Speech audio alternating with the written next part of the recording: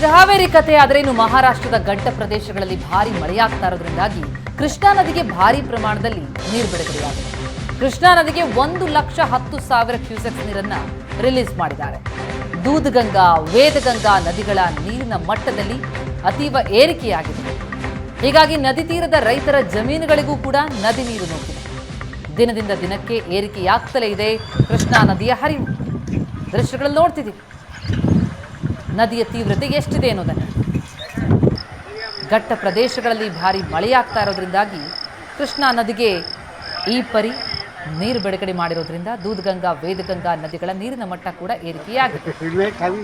ಜನ ನೀರಲ್ಲೇ ಸಾಗಬೇಕಾದಂಥ ಪರಿಸ್ಥಿತಿ ಹಲವು ಪ್ರದೇಶಗಳಿಗೆ. ಅದರಲ್ಲೂ ನದಿ ತೀರದ ರೈತರ ಜಮೀನುಗಳಿಗೂ ಕೂಡ ನೀರು ನುಗ್ಗಿದೆ.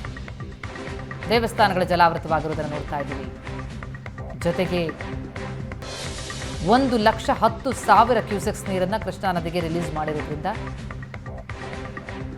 ನದಿಗಳ ನೀರಿನ ಮಟ್ಟ ಏರಿಕೆಯಾಗಿದೆ. ದೇಗುಲ ಮುಳುಗಡೆ, ಜಮೀನು ಮುಳುಗಡೆ,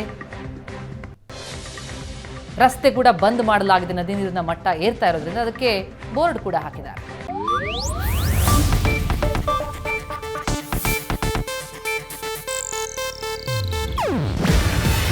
ಇದು ಏಷ್ಯಾನೆಟ್ ನ್ಯೂಸ್ ನೆಟ್ವರ್ಕ್ ಪ್ರಸ್ತುತಿ. ನೀವು ನೋಡ್ತಿದ್ದೀರಾ ಏಷ್ಯಾನೆಟ್ ಸುವರ್ಣ ನ್ಯೂಸ್.